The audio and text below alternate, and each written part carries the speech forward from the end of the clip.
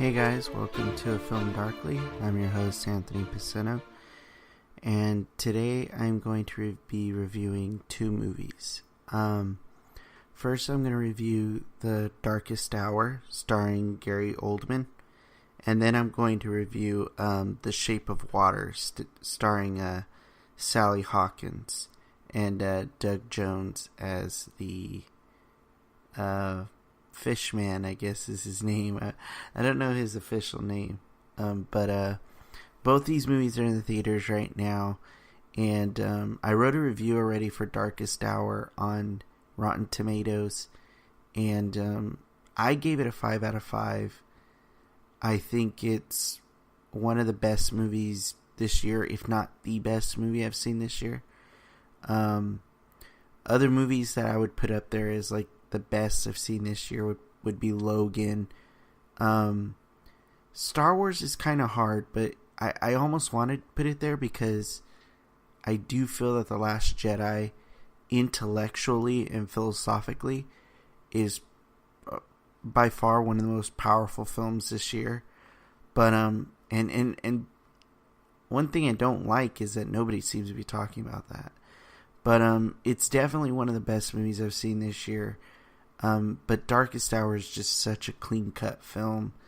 It's just done really well where you can't hardly point out any flaws in the movie. If you don't know what Darkest Hour is, it's a film about Winston Churchill from when he first became Prime Minister to basically the end of Dunkirk. Which was, I think, I don't remember the exact year. I think it was 1940. So, it's basically his time frame, from when he first became Prime Minister to the end of the Dunkirk situation, when he gave that speech of never surrendering.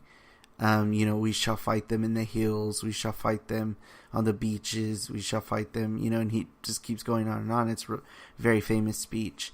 And it basically is a film that it centers all around that time frame. And it's a really, really, really well-made movie. Gary Oldman is just spectacular in this film. I mean, he doesn't look like himself because of the prosthetics. I think it's only prosthetics. I don't think there's any CGI involved. There may have been, but I don't think there is. And, but I mean, the prosthetics are excellent. And they're so good, it makes you question why we're not seeing more prosthetics used, why we're going so much towards CGI, because it seems like we'd be able to make it more comfortable now.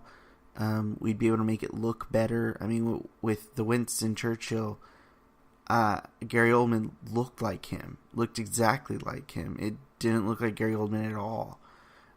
You could barely hear Gary Oldman's voice in there. Which Gary Oldman obviously, did what he could linguistically or with his voice to try and sound like Winston Churchill, which he was pretty exact.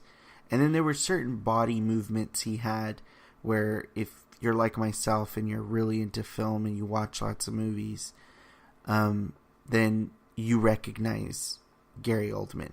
You see Gary Oldman. But most people won't even be able to tell. I mean, I heard a couple behind me asking who the starring actor was because they weren't sure, who this guy was because it looked like a real person. But it's not. It's, it's a guy in prosthetics. He looks nothing like that. And, but he was fantastic in this movie. If he doesn't get an Oscar nod for Best Actor, then I don't know what a Best Actor looks like because Gary Oldman was it. There's a lot to be said about a lot of the characters in the film, but I don't really want to get into all that. I'll just say that everyone was solid.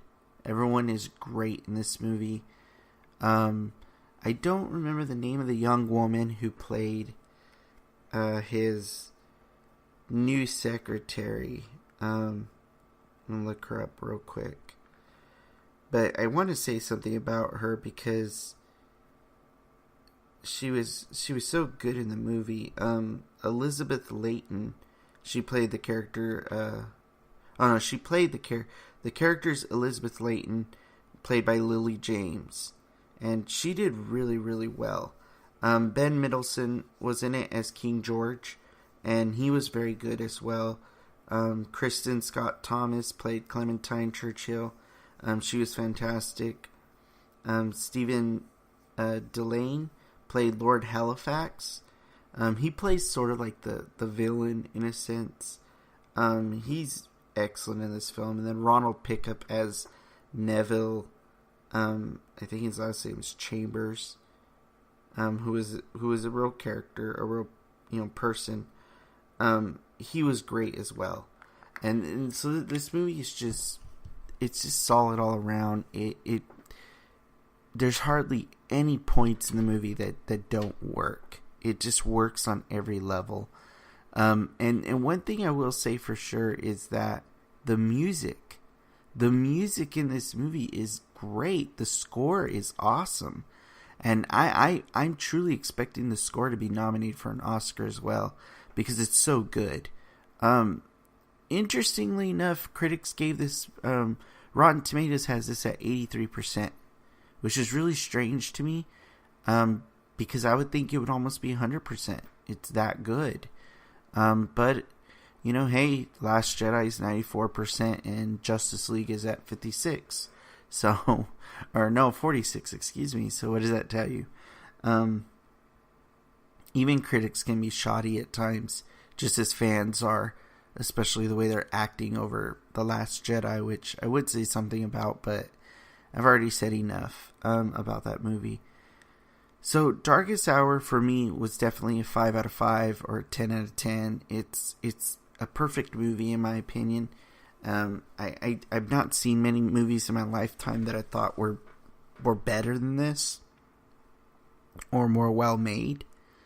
And as far as like philosophy, there's not really philosophy in movies like this that are like biopics. You don't really see philosophy in a movie like this because it's giving you history. And so you could take the time to dissect the history itself and ask yourself, what is it that Winston Churchill did that was able to command the lives of the people, that was able to get the people behind him? He was this whacked out crazy guy who really a lot of people did not like.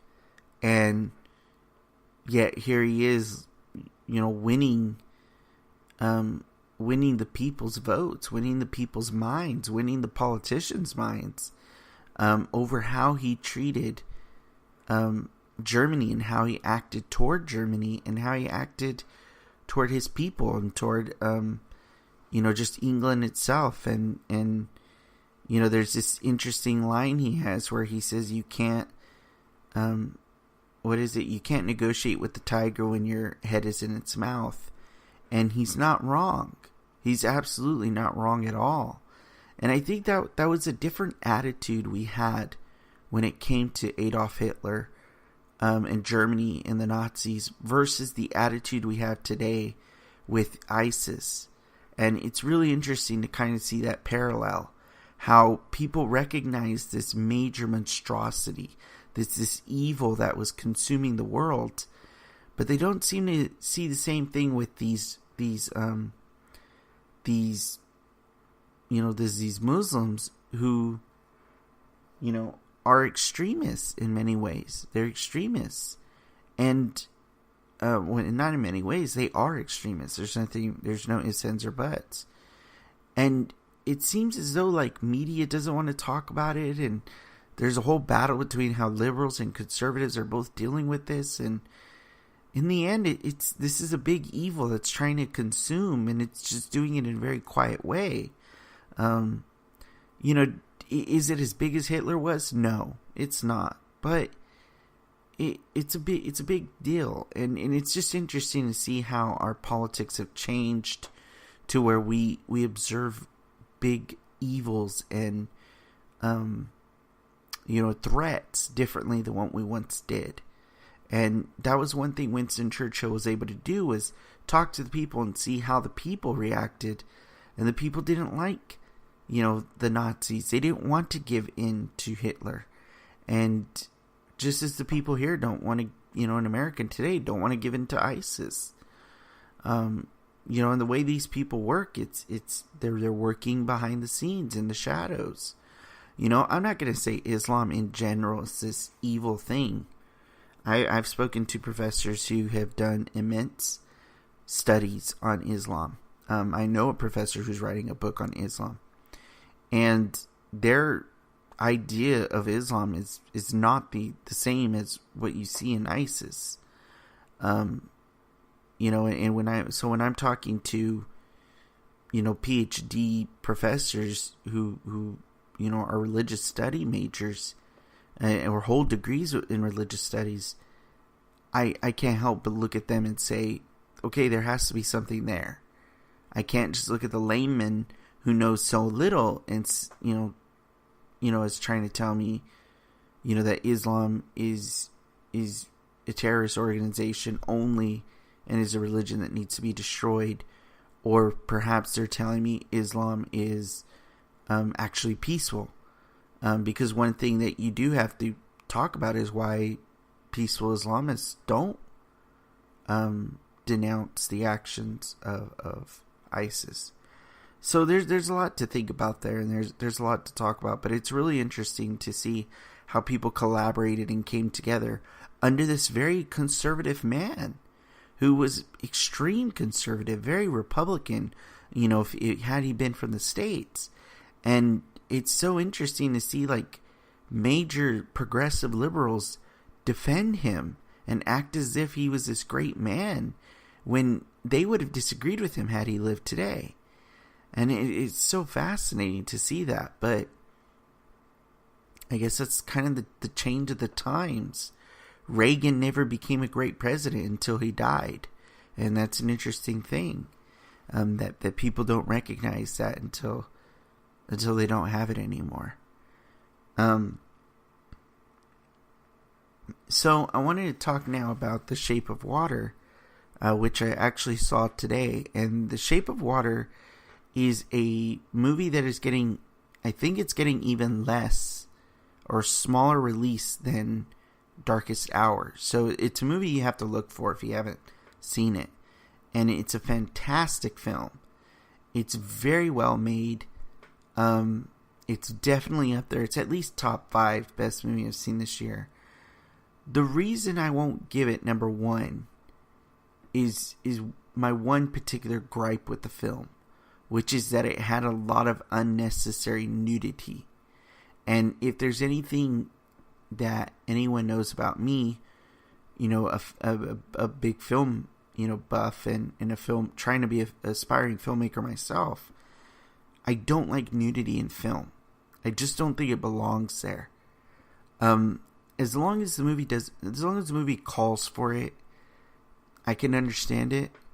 In this case, it didn't. There were a lot of scenes where it was just uncalled for, crude, and sexuality that just didn't need to be there. I could kind of see that some of the meaning, but it really just didn't belong. But other than that, I thought the film ran very smoothly, and it was well cut. It was well acted. Sally Hawkins is wonderful in the movie as I'm trying to remember her character's name.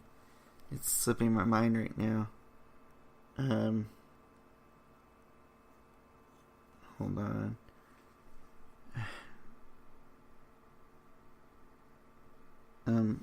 Eliza, that's her name. Eliza. And she's great in the movie. Sally Hawkins is wonderful in the movie. Doug Jones as the amphibian man is what they titled him. He's good, but he doesn't speak. He's as mute as Sally Hawkins' character. But that's the thing about Eliza. The Eliza character is a wonderful character because it's a woman who is not speaking and yet manages to deliver, very well. Like, she fires off on all cylinders. She has very much the potential to be nominated for Best Actress. because she's just so good in this role. And Michael Shannon as Strickland, who's kind of the villain of the movie.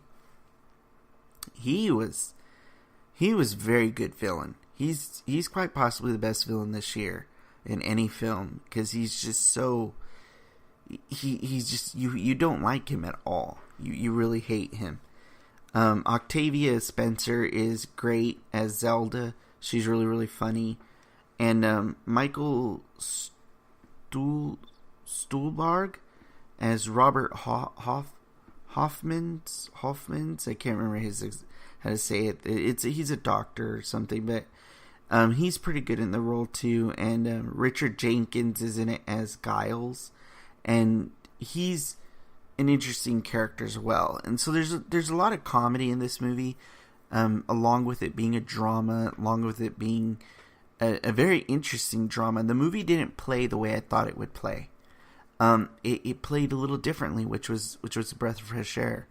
And it's a movie with a message, and it's a bit of a progressive message. It definitely is somewhat progressive.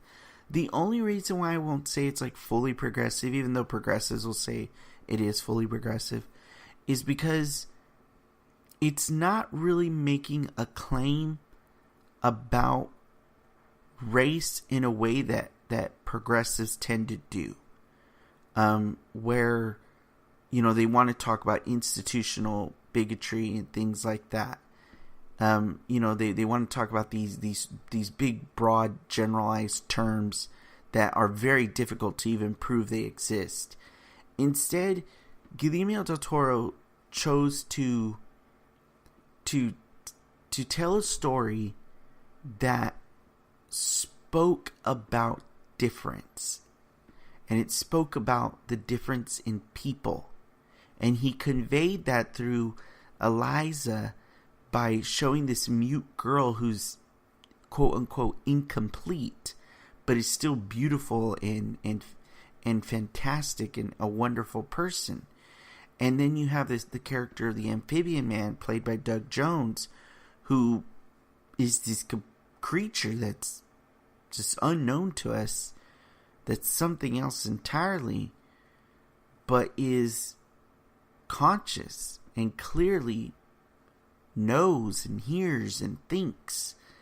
And it's an interesting aspect where it's breaking things down to consciousness, because you see everything in this movie. You see racism, you see slavery in some of the films, because the Eliza character and Giles both live above an old movie theater, and you see slavery in the background during this one scene, and it's the Ten Commandments, I think, that they're showing, the old Charlton Heston film. And you see Sally Hawkins' character Eliza talking with Doug Jones' character, the amphibian man, and it's really interesting because in the background there's people getting whipped, and it was obvious that this was done on purpose. It was done on purpose to show slavery, to show that there's a slavery in that these people can't be out in the open and they can't do what they want to do because they're technically quote unquote incomplete. They're not real people. And Michael Shannon's character, Strickland, really embodies that. He embodies this old religious mantra of created in the image of God, and more like the image that he is, being a white man and things like that. So it's almost kind of picking at the old bigotry. I don't see it as a film that's saying religion is terrible. If I saw it that way, I would have something to say about that. But I feel like the movie is more or less just depicting the real bigotry at the time, which was deeply predicated on religious ideology by taking the Book of Genesis in a very, very literal way, and making it more pertaining to the European look, who were the ones who really brought Christianity to the world and kind of helped solidify it and make it grow outside of the Middle East. And so it's kind of an interesting little tale that's talking about difference in people. In Giles being a gay person, a gay man, and him sort of looking to not be alone anymore. But because he's homosexual in this time period, which I think is the 50s or is around the 50s, yeah. It's not a world he's allowed in. It's not a world where black people are allowed in. And you see that racism there. And then, it's a world where even even Eliza's character is disliked and kind of like made fun of in a way because she's mute, because she can't speak. And so it's really, really interesting, like, what he's doing there and what he's trying to say about what makes humans by looking at consciousness and looking at more of these other things and saying there's really no such thing as incomplete. There's only being alive, being, a conscious, intellectual being. And that's what's important. It's not important how you live or who you are or, maybe your practices in life. It's important who you are as a human being, which is something that very much has got lost and is not conveyed very well by Christians today, especially when it comes to homosexuality. It's not conveyed very well that they don't hate the people who are homosexual. They just have a certain way of observing these people, and in many ways they do hate them. So it depends on who you're talking to. But I think that's kind of part of this narrative is saying that, look, if you mean something else, you need to convey that because this is what you're conveying. And, and it's not just homosexuality, it's other things as well. It's being a different race. It's, being born different. And all these sorts of things just kind of, we were prejudiced and we're bigoted toward, and it's oftentimes predicated on certain ideologies. I think that I don't blame religion. I blame people and how they interpret religion. And I think that's something that we don't quite always understand well, especially those of us who attack religion. But it's definitely the case. It's most definitely the case. If anything, the image of God, if you wanted to really say, what does that look like? And you wanted to make it more than just consciousness, you'd have to look at the Middle East. So it definitely wouldn't be some white man. It would be a Middle Eastern man. But ultimately, that was never meant to be the case. That's why we don't get a description of what that image is, just that it's coming from God, and it is God who's the image. So what does God look like? That's the big question. And there's nothing that says he's a white bearded man. So let's not get, mixed up in thinking that that's the case. But anyhow, I do think that Shape of Water has a nice message. I do think the movie's solid. I think it's great. I think it most definitely could be nominated for Best Picture. I don't know if it will be, because it has an amphibian man in it, and that may be looked at as a monster movie. But the movie was great. It was very well acted, well directed, well written. Like I said, my only one hang up is just unnecessary nudity that I just didn't understand why it was there. I really didn't. But I just felt like the things that the time she was nude, you could have just conveyed the same thing without showing that. And so it was just kind of like, it was off-putting. It's like you're watching the movie and you're just like, why is that there? So anyways, that's just my opinion. Many critics are loving this film, so we'll just see what happens. But Anyways, I'm going to say Darkest Hour is better than Shape of Water, but I will say Shape of Water is at least top 5 this year. It's one of the best movies I've seen all year long, and Guillermo del Toro just continues to hit it out of the park.